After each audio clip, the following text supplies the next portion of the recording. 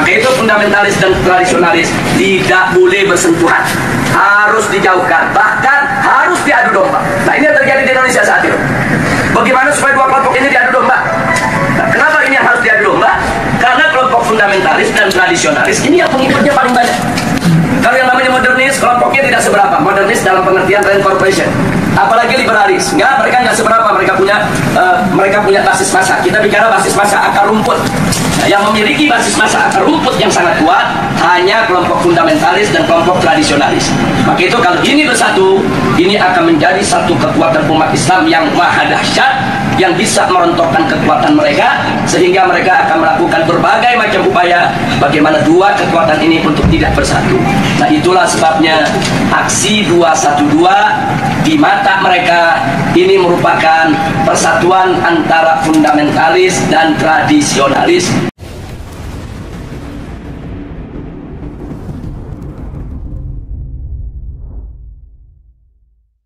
dalam negara.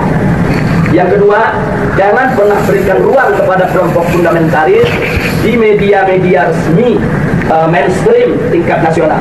Yang ketiga, yaitu jangan pernah memberitakan segala kebaikan sebesar apapun yang dilakukan oleh kelompok fundamentalis. Yang berikutnya, kesalahan sekecil apapun yang dilakukan oleh kelompok fundamentalis harus diviralkan, harus disebarluaskan, dan harus diulang-ulang. Nah, supaya itu melekat di hati masyarakat bahwa mereka adalah orang-orang yang tidak layak untuk diberikan tempat di kita punya negeri atau di negeri Islam. Nah, kemudian nggak sampai di situ, kelompok fundamentalis yang manapun jangan pernah sebut mereka dengan rentetan gelar-gelar akademik mereka. Nggak boleh. Apakah itu gelar-gelar kehormatan di tengah masyarakat atau gelar akademik, profesor, doktor, dan lain sebagainya. Cukup sebut namanya aja untuk mengopinikan di masyarakat bahwa kelompok fundamentalis itu kuper, bodoh, tidak berpendidikan, tidak punya gelar, nggak ngerti dunia akademik, dan seterusnya. Jadi cukup sebut nama mereka, tidak perlu diberikan embel-embel yang lainnya. Nah, kemudian nggak sampai di situ. Jadi masih banyak lagi yang mereka lakukan. Apa yang kita alami saat ini di kita punya negeri.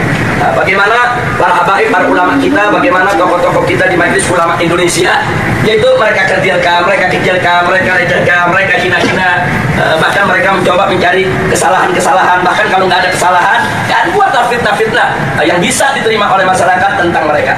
Dan ini akan mereka lakukan terus. Jadi artinya bagaimana cara menghabisi kelompok fundamentalis? Satu, kecilkan mereka. Dua, jauhkan mereka dari masyarakat. Kemudian ketiga, yaitu bidik daripada para tokohnya. Kalau bisa dirangkul, dirangkul. Kalau nggak bisa dirangkul, dipukul.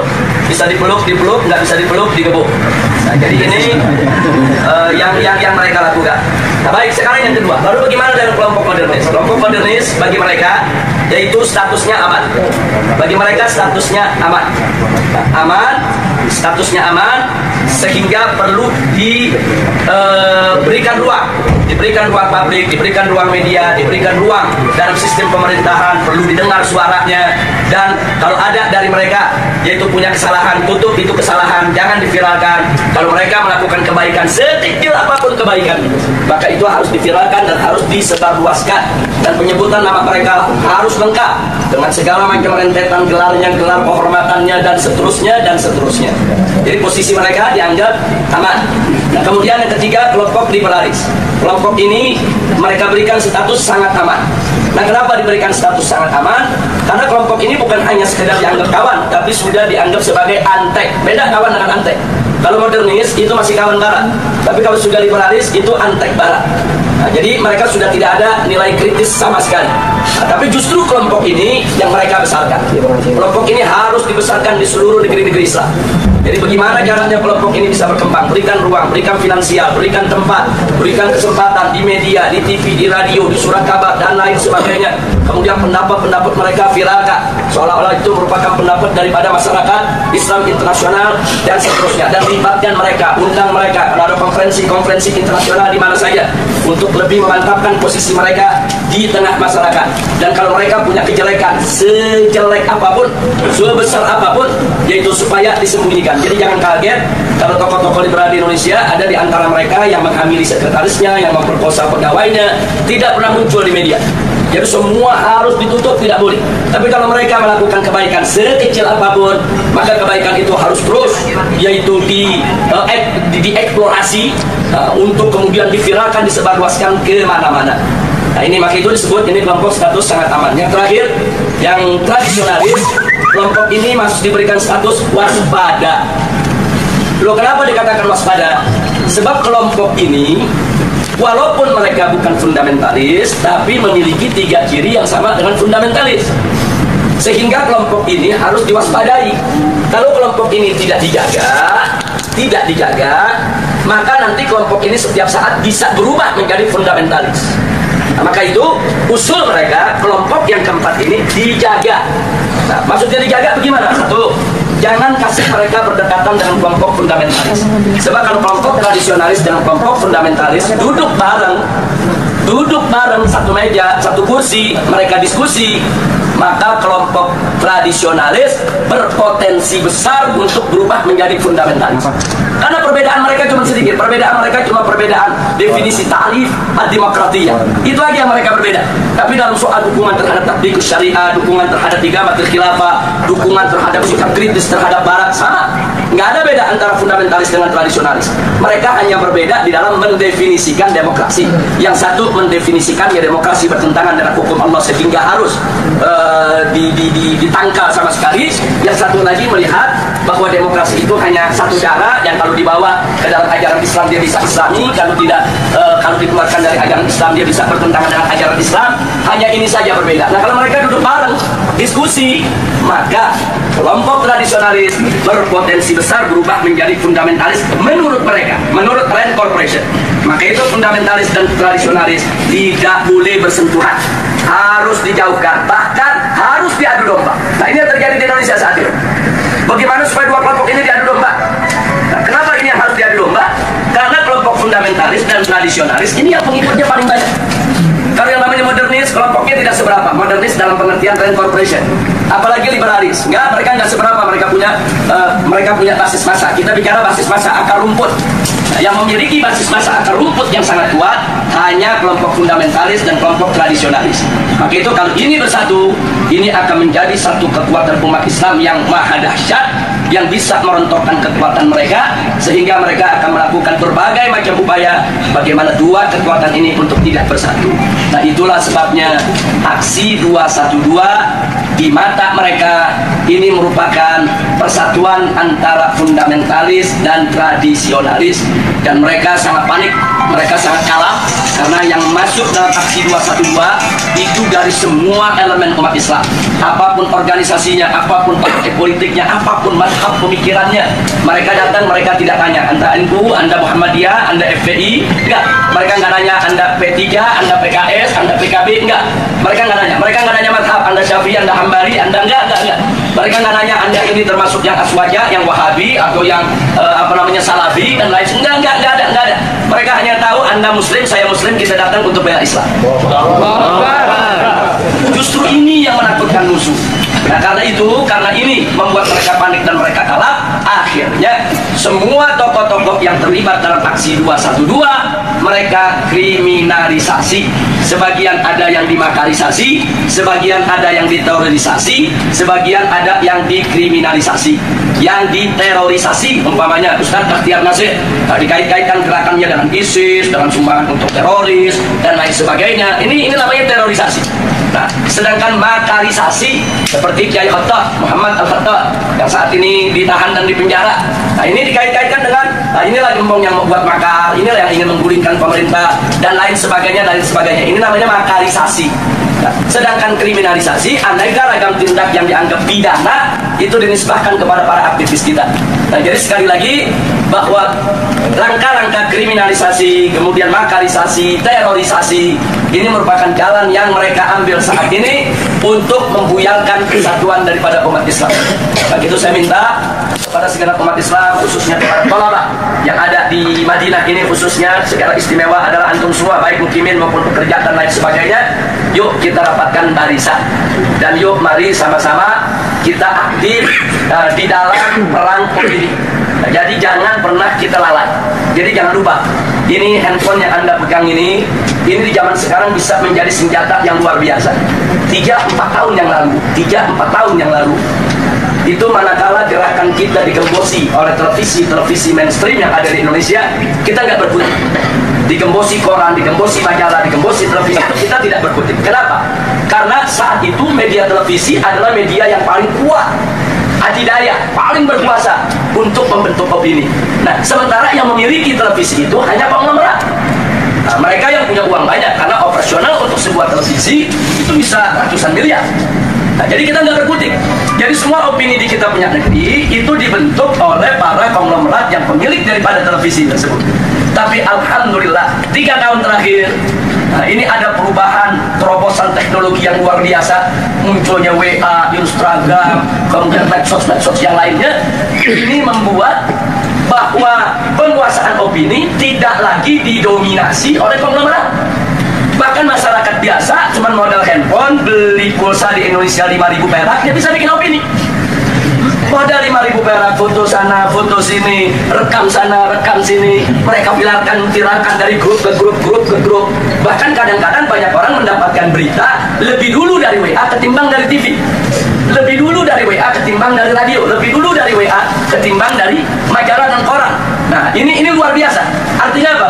Dalam kondisi yang seperti ini, alhamdulillah umat Islam ini pandai menggunakan kesempatan. Jadi kita lihat secara tidak direncanakan, tidak ada rapatnya, tidak ada musyawarahnya, tidak ada pendaftarannya, tahu-tahu muncul Laskar Cyber Muslim. Netizennya nggak main-main itu yang mendukung itu. Itu kalau ada satu akun menyerang Islam, itu bisa ada jutaan akun nyerang balik kepada persatuan. Jadi artinya ini kan nggak ada kan kantor Laskar Cyber Muslim, nggak ada. Siapa pemimpinannya, ketua umum Laskar Cyber Muslim? Nggak ada. Ini muncul begitu aja di dunia media. Tapi jangan lupa, justru Laskar inilah yang berjasa besar dalam setiap aksi bela Islam yang ada di Indonesia. Jadi mereka yang memviralkan berita, mereka yang buat pertahanan opini, mereka yang bentuk opini. Kalau ada opini-opini buruk terhadap para ulama, para kiai, mereka yang memendung, mereka yang hantam balik, dan seterusnya dan seterusnya. Dan kekuatan mereka dahsyat. Itu kalau dihitung daripada frekuensi yang ada di dalam medsos, itu kekuatan netizen yang ada di Laskar Cyber Muslim ini lebih dari 2 juta orang. Jadi tidak main-main, mereka bisa bentuk opini. Nah, ini yang mesti kita jaga, ini yang mesti kita satukan. Nah, makanya di negeri kita, Indonesia, sekarang begitu mereka kalang kabut melihat serangan medsos, mulailah ada undang-undang untuk membatasi medsos, bikin aturan-aturan supaya medsos nggak sembarangan. Iya, karena mereka kalah. Kalau mereka menang, mereka nggak bikin aturan. Sama dengan kemarin di Jakarta, pada saat ada pilkada, begitu mereka kalah spanduk, KPU bikin aturan di putaran kedua tidak boleh ada spanduk karena udah kalah spanduk. Loh, kenapa bisa kalah? Karena di masyarakat Jakarta secara sendiri-sendiri, bukan dibayar oleh calon gubernur, mereka bikin spanduk di mana-mana. Yang spanduk calon yang seberang sana kalah banyak, akhirnya bikin aturan nggak boleh ada spanduk. Nah, jadi seperti itu cara mereka. Pokoknya mana yang kira-kira merugikan mereka bikin aturan nggak ada. Jadi mereka berani berbuat curang secara terang-terangan. Jadi kalau pilkada pilpres sebelumnya ada serangan fajar, kemarin ini saya sebut bukan serangan fajar, tapi serangan barbar. Kenapa saya sebut serangan barbar? Mereka nggak tanggung-tanggung nyerangnya pagi, siang, sore, malam, terang-terangan. Di Jakarta ada hujan sembako, banjir buit, luar biasa. Nah, jadi memang itu peristiwa luar biasa, tapi alhamdulillah Rabbuna yansurul muslimin. Amin. Muslimin di Indonesia, alhamdulillah. Alhamdulillah subhanahu wa ta'ala, Allah masih memberikan kemenangan kepada kita sampai saat ini.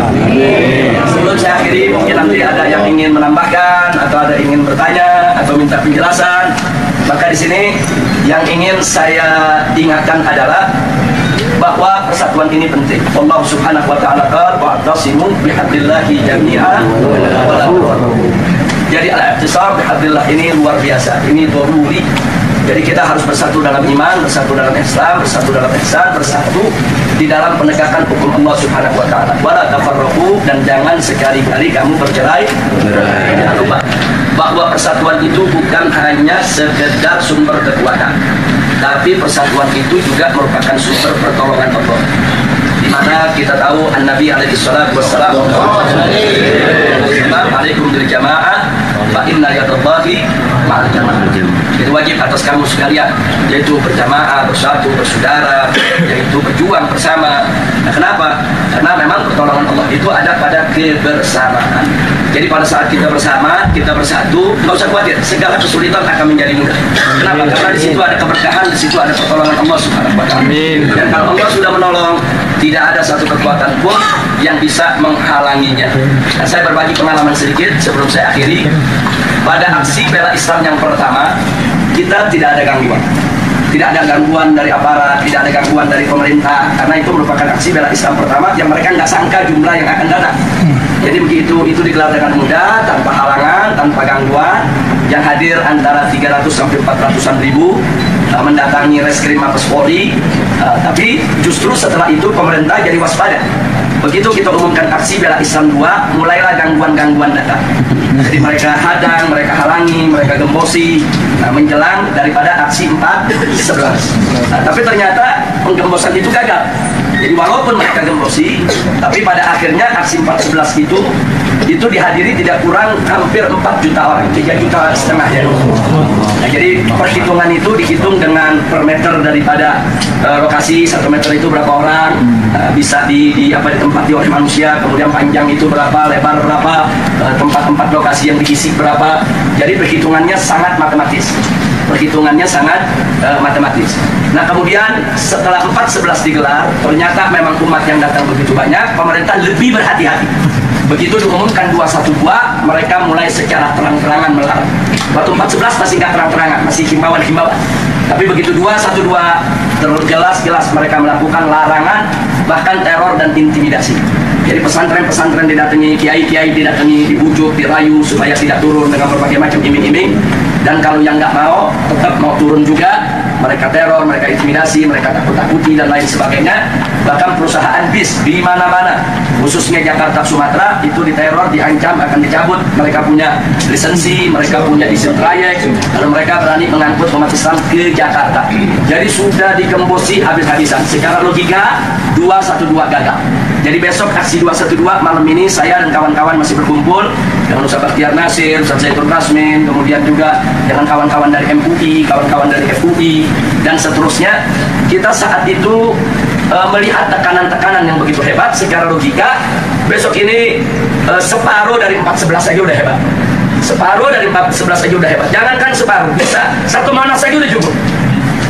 Jadi memang betul-betul kondisinya tekanannya luar biasa. Nah, pertanyaannya kenapa pemerintah melakukan tekanan yang lebih luar biasa pada saat itu? Karena mereka gagal di 4/11. Jadi mereka nggak mau gagal lagi di 212. Tapi subhanallah, makin ditekan, makin dihadang, makin dilarang, semangat umat Islam dari mana-mana semakin menggebu-gebu. Dan akhirnya yang paling fenomenal adalah bagaimana 10.000 santri dari Ciamis berjalan kaki ke Jakarta. Allahu Akbar. Dan itu bukan tidak punya pengaruh, itu takdir pengaruh yang ada di tengah masyarakat besar. Gara-gara Ciamis jalan dengan jarak 300 km lebih, itu mendorong tempat-tempat lain gak peduli. Oh, nggak ada bis, nggak ada kendaraan, ya kita jalan kaki rame-rame. Nah, ini di luar dugaan. Dan besoknya yang hadir itu hampir 8 juta orang, 7 juta orang lebih. Nah, jadi ini adalah pertolongan Allah. Tidak ada satu orang pun, satu manusia pun, satu tokoh apapun, sehebat apapun dia, yang mampu mengumpulkan manusia sebanyak itu dengan tujuan yang sama, kecuali dengan pertolongan Allah. Semata-mata Allah punya pertolongan. Nah, akhirnya digelarlah 212. Semua itu adalah pertolongan Allah Subhanahu wa Ta'ala. Nah, kita sudah sampaikan kepada pemerintah pasca 212, mestinya energi 212 itu jangan dianggap oleh pemerintah sebagai ancaman. Jangan. Mestinya dengan energi 212 itu pemerintah lebih